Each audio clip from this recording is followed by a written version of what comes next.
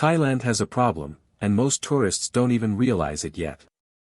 For decades, this country was one of the world's safest bets for travel. Beaches, food, culture, smiles everywhere. But in 2025, something has shifted. Fewer foreigners are coming. Hotels are emptier. And the engine that once powered Thailand's economy is starting to slow down. So what's really happening here? And why are tourists quietly choosing other countries instead? Keep watching, because the reasons might surprise you. Tourism isn't just important to Thailand, it's critical. It fuels jobs, small businesses, airlines, hotels, restaurants, and entire cities. Between January and April of 2025, Thailand received just under 12 million foreign visitors. On paper, that sounds decent. But compared to last year, growth was basically flat, barely a fraction of a percent. Then came May. Arrivals dropped sharply, down around 14% from the previous month. That marked the fourth straight month of decline. This kind of sustained drop hasn't happened since the pandemic years.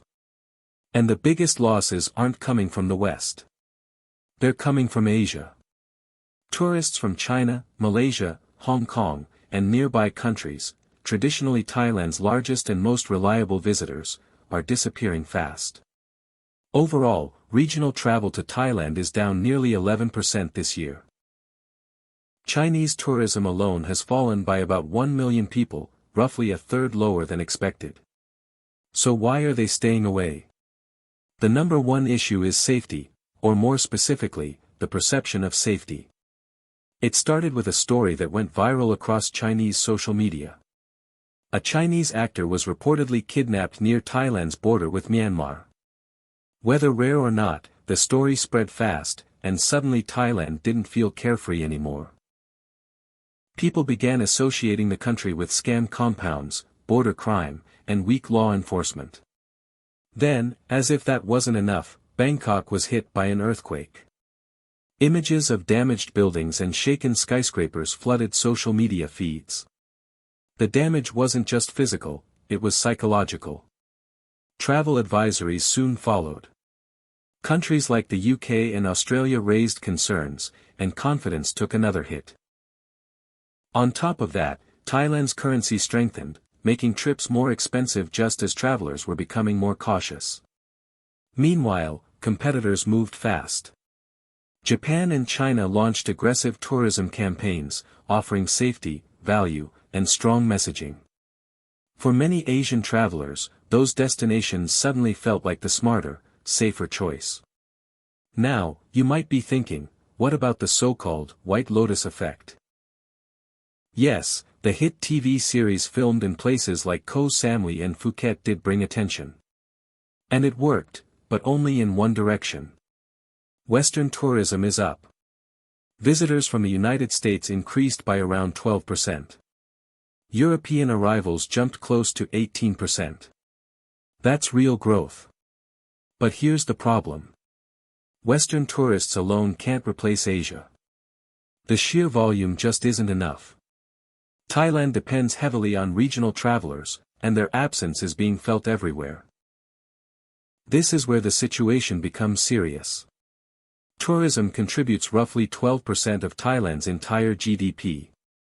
When visitor numbers fall, the impact spreads quickly.